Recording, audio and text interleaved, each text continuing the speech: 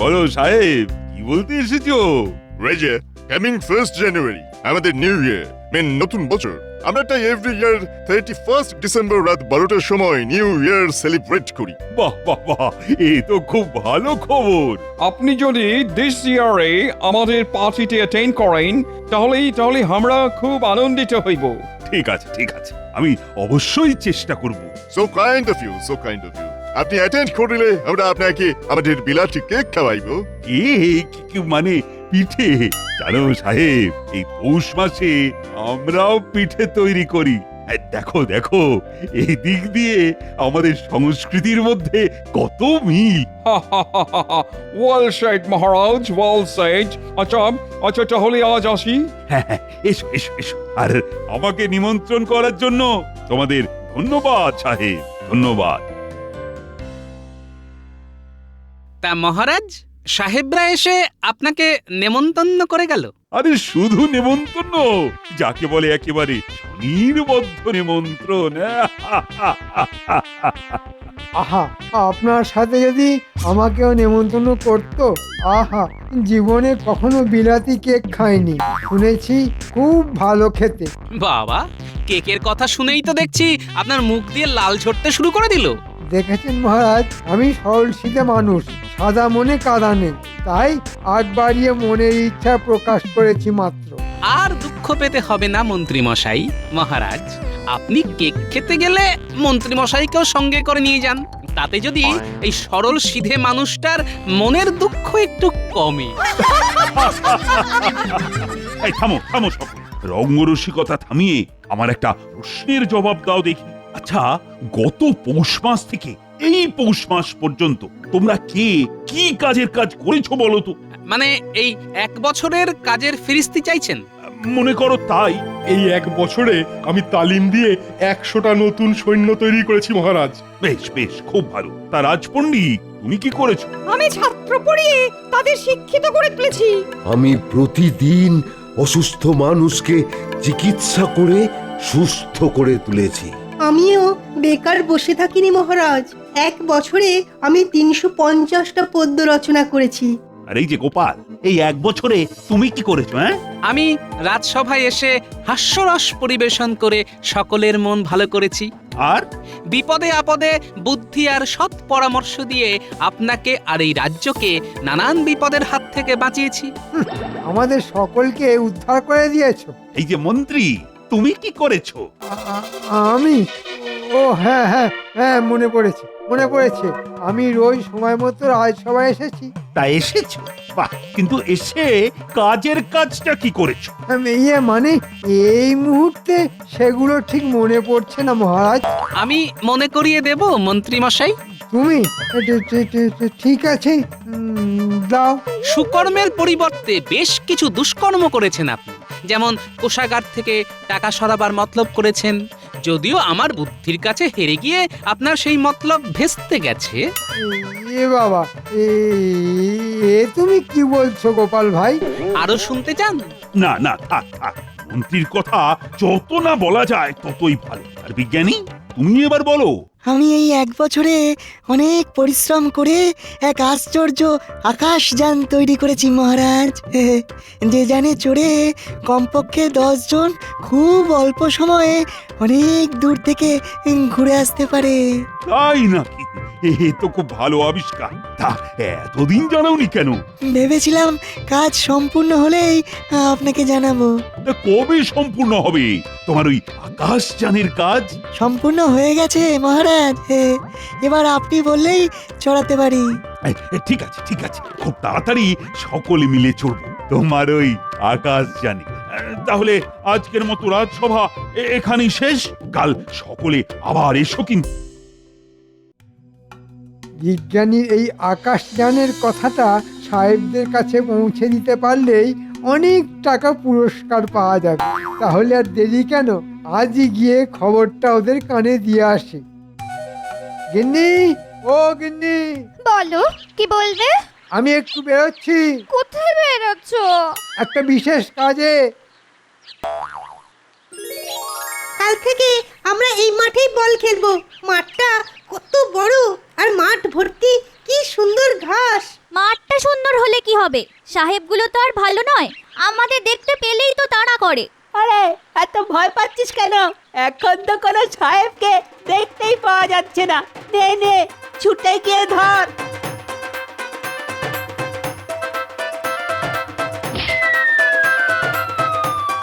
ক্যাবলার দল, বলটা ধরতে পারলি না?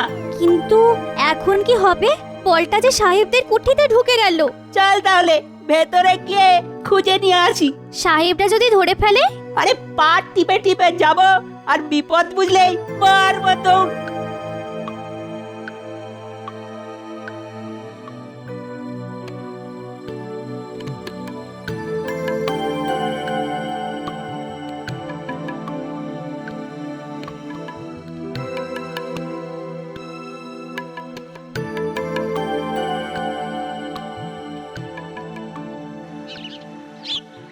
বলবো কি সাহেব, আমাদের বিজ্ঞানী এমন একটা আকাশযান তৈরি করেছে যে আকাশযানে চড়ে হুশ করে অনেক দূর চলে যাওয়া যায়।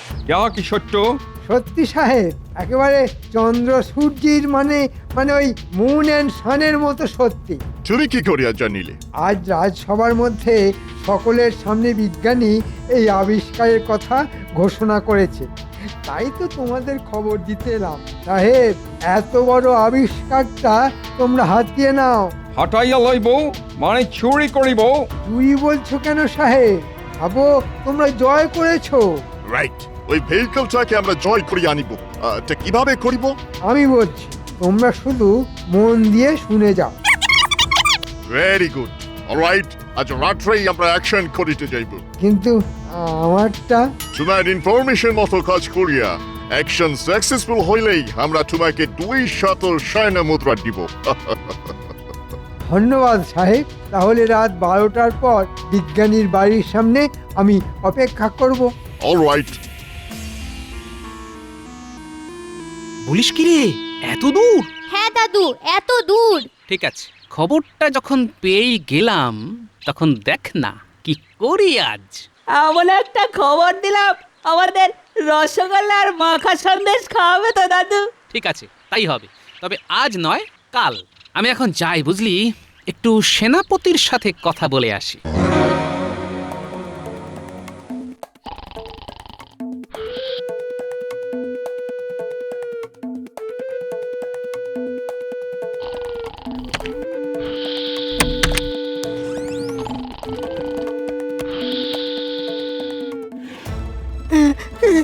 কে কে কে তোমরা? কি চাই? কুইক!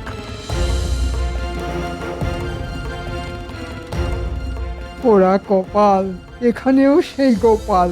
আমি বাবা পালাই।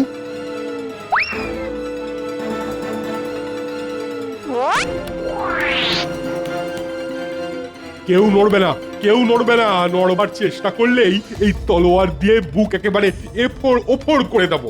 সব কটাকে কারাগারে নিয়ে যাও। কাল রাজসভায় আকাশযান চুরি করতে আসার অপরাধে এদের বিচার হবে। মহারাজ, কাল রাতে এই সাহেবরা লোকজন নিয়ে বিজ্ঞানীর আকাশযান চুরি করতে এসেছিল। ঘুমন্ত বিজ্ঞানীকে ওরা বেঁধেও রেখেছিল। বটে সাহেব, সাহেব তোমরা এত খারাপ? হ্যাঁ? একদিকে আমাকে অনুষ্ঠানে যাবার জন্য নিমন্ত্রণ করে যাচ্ছ, অন্যদিকে রাতের অন্ধকারে গোপনে আমার বিজ্ঞানীকে বেঁধে তার আবিষ্কার চুরি করতে এসছো। এর শাস্তি কি জানো?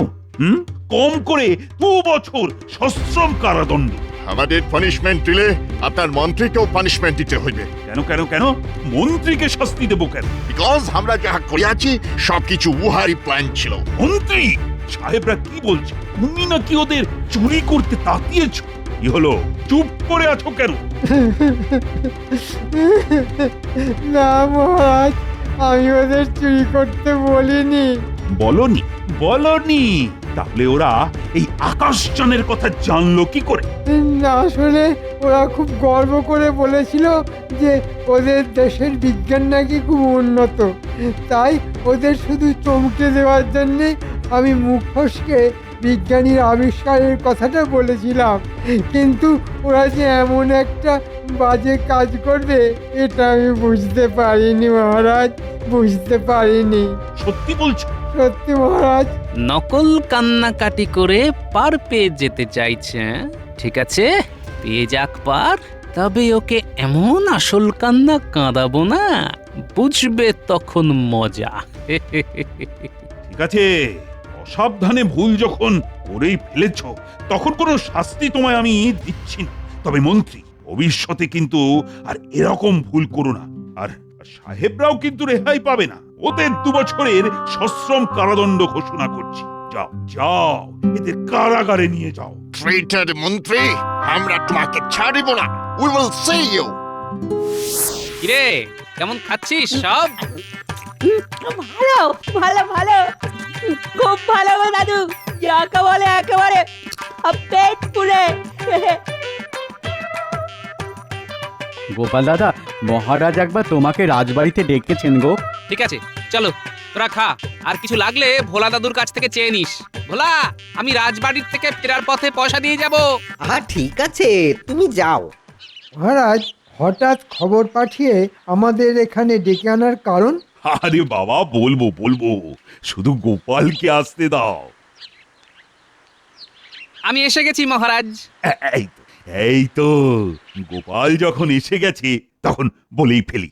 আসলে ওই সাহেবরা তো আমাকে কেক খেতে যাওয়ার নেমন্তন্ন করেছিল, কিন্তু চুরির মতো দুষ্কর্মের দায়ে সাহেবরা তো এখন আমারই কারাগারে বন্দী। সে অন্যায় করলে শাস্তি তো পেতেই হবে মহারাজ।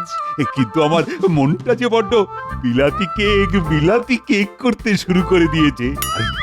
আর শুনেছি বিলাতি কেক খেতে নাকি ভারী সুস্বাদু। তাহলে চলো বড় কোনো শহরে গিয়ে সকলে মিলে বিলাতি কেক খেয়ে আসি। কিন্তু শহর কি এখানে নাকি? সে তো প্রায় 200 মাইল দূরে। আহা, তার জন্য এত চিন্তা করছো কেন? আমাদের বিজ্ঞানীর তৈরি করা আকাশ জানাচ্ছে না, তাতে চড়বো আর হুশ করে শহরে পৌঁছে যাব। এই বিজ্ঞানী, যেতে পারবো না? অবশ্যই পারবেন মহারাজ, শুধু কারা কারা যাবেন আর কবে যাবেন বলুন। তাহলে বলো কারা কারা বিলাতি কেক খেতে শহরে যাবে? সব থেকে আগে মন্ত্রী মশাইয়ের নামটা লিখে নিন মহারাজ। বিলাতি কেকের নাম শুনলেই ওনার মুখ দিয়ে লাল ঝরতে শুরু করে দেয় যে। দেখেছেন মহারাজ, গোপাল আবার কেমন টিটকারি কাটতে শুরু করে দিয়েছে। আহা, রেগে যাচ্ছ কেন মন্ত্রী? তুমি যাবে, অবশ্যই যাবে। তা আর কে কে যাবে বলো? আমি যাব মহারাজ। আমিও যাব। আমিও যাব। ঠিক আছে, চলো সকলে মিলে একটু বিলাতি কেক খেয়ে হইচই করে আসা যাক। কবে যেতে চান মহারাজ? তবে কালই চলো।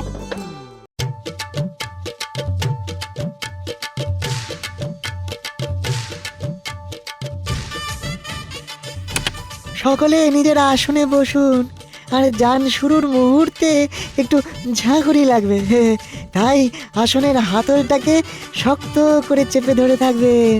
এই বিজ্ঞানী যা বললো সকলে কিন্তু তাই করো। হ্যাঁ, প্রথমটা হবে, তারপর আস্তে আস্তে কমে যাবে। হ্যাঁ,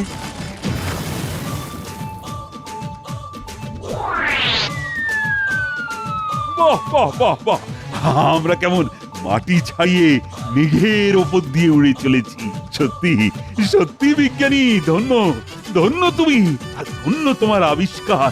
আমরা এখন শহরের এলাকার মধ্যে চলে এসেছি। এই তো উঠলাম, এরই মধ্যে শহর এসে গেল। মহারাজ, এই হলো আকাশযান, বাতাসের বেগে ছোটে। আমরা এখন নামবো, তাই তাই সকলে আবার ওই সামনের হাতল শক্ত করে চেপে ধরে থাকুন।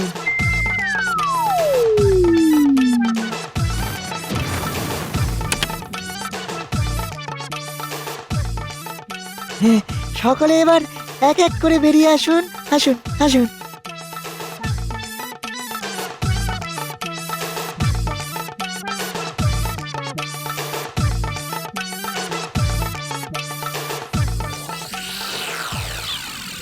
কিন্তু একটা মাঠ, এখানে বিলাতি কেকের দোকান কোথায়? চলুন খুঁজে দেখি, কোথাও না কোথাও তো খুঁজে পাবোই। ওই দেখুন মহারাজ, বিলাতি কেকের দোকান। বাবা বাবা, খুব ভালো খুব ভালো, কত সহজে পেয়ে গেলাম। এই চলো চলো চলো তাহলে কেক খেয়ে আসা যাক। ওহে দোকানদার, তোমার দোকানের সব থেকে ভালো কেক আমাদের প্রত্যেককে 4টে করে দাও দেখি। এক্ষুনি দিচ্ছি বাবু।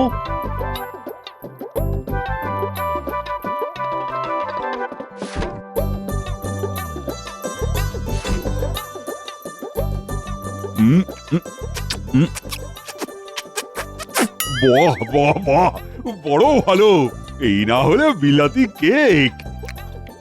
সত্যি মহারাজ, মুখে দিলাম আর মিলিয়ে গেল। কেক তো ভালোই খাওয়ালে, তার দাম কত? আগে আসল বিলাতি কেক তো, তাই দাম একটু বেশি। ওই মানে সর্বসাকুল্যে 10 টাকা। তোমার কেক খেয়ে এত খুশি হয়েছি যে 10 টাকার পরিবর্তে আমি তোমাকে 2টি সোনার মোহর দেব। 10 টাকার বদলে 2টো সোনার মোহর, এ তো আমার স্বপ্নেরও অতীত। তা হাতে তো এখনো কিছু সময় আছে। চলো চলো, শহরের আশপাশটা একটু দেখে আসি। আমি কোনোদিন শহর দেখিনি। চলুন মহারাজ, শহরটা দেখে আসা যাক। আমার আমার পা ব্যথা করছে, তাই আপনারা যান, আমি এই দোকানে একটু বসি।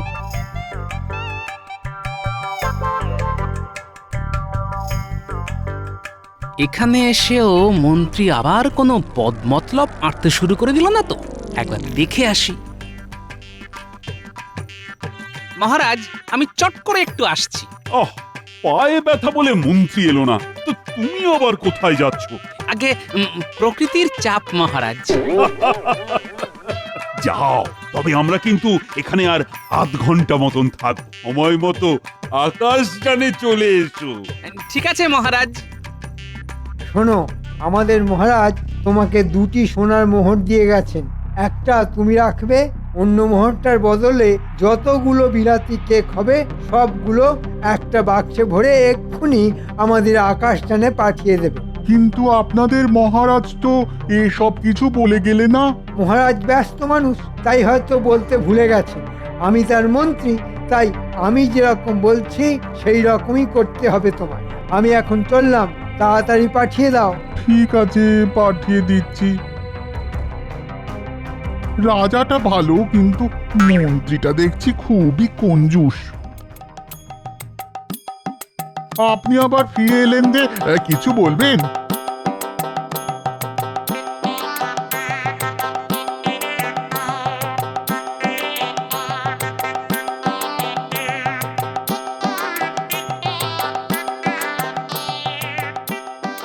এবার তাহলে আমরা আকাশে উড়বো।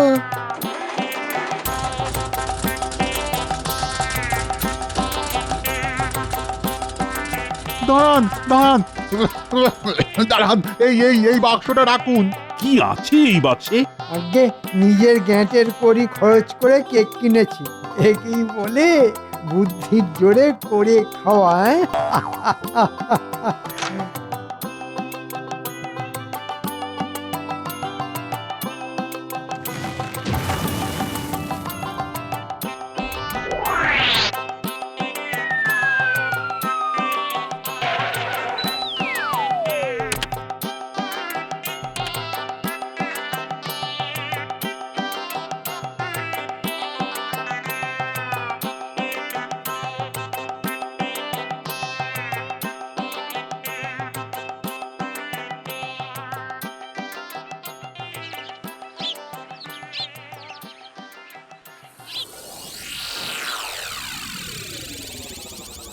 মন্ত্রী, কাউকে কিছু না জানিয়ে বিলাতি কেক তো কিনলে, তা কি কি কেক কিনলে সেটা একবার দেখতে পারি কি? কেন পারবেন না মহারাজ? এই দেখুন। কি মন্ত্রী, এ তো ছোট ছোট পাটকেল আর বাতিল কাগজে ভর্তি। হ্যাঁ, আমার কাছ থেকে একটা গোটা মোহর নিয়ে হতচ্ছাড়া দোকানদার আমাকে ঠকিয়েছে। হ্যাঁ, কেন মিথ্যে কথা বলছেন মন্ত্রী মশাই? আপনি কোনো মোহরই দেননি। মহারাজ যে 2টি মোহর দিয়েছিলেন, আপনি ওই দোকানদারকে চাপ দিয়ে তার একটার বদলে কেক দাবি করেছিলেন। কি বলছো কি গোপাল, এ তো খোদার উপর খোদকারি। ঠিকই বলেছেন, খোদার উপর খোদকারি, আর তার উপর আসল কারিগরিটা তো আমি করেছি মহারাজ। মানে পায়ের ব্যথার অছিলায় মন্ত্রীমশাই তো দোকানে থেকে গেলেন, তাই আমার মনের মধ্যে কেমন একটা সন্দেহ হলো। আমিও তাই প্রকৃতির বেগের বাহানায় ওই দোকানে গিয়ে আড়াল থেকে মন্ত্রীমশাইয়ের সব কথা শুনে নিলাম। তারপর মন্ত্রীমশাই দোকানদারকে 1 মোহরের পরিবর্তে বাক্স ভর্তি কেক দিতে বললেন, আর মন্ত্রীমশাই চলে যেতে আমিও দোকানে ঢুকে বাক্স ভর্তি কাগজ আর ছোট ছোট পাটকেল দিতে বললাম। গোপাল, কোন রকম গলাবাজি করবে না মন্ত্রী। তোমার মতো চোরকে না শিক্ষা দিতে গোপাল একেবারে ঠিক কাজ করেছে। আমি কিন্তু আরেকটু কাজ করেছি মহারাজ। ওই 1 মোহরের পরিবর্তে আমি ওকে 1 বাক্স টাটকা বিলাতি কেক পাঠিয়ে দিতে বলেছি। কাল সকালের মধ্যেই ঘোড়ার গাড়ি করে ওই কেক কৃষ্ণনগরে চলে আসবে। সকলে মিলে ভাগ করে খাবো। এটাই হলো আমার কারিগরি। এই না হলে গোপাল। আমিও 2-1টা পাবো তো গোপাল? পাবেন বই কি, এই তো আপনার কেক। হ্যাঁ হ্যাঁ, এই হলো তোমার কেক। গেঁটের কড়ি খরচ করে যখন কিনেছো, তখন সবটাই খেতে হবে তোমায়। এসব অখাদ্য কুখাদ্য খেলে আমি যে মরে যাব মহারাজ।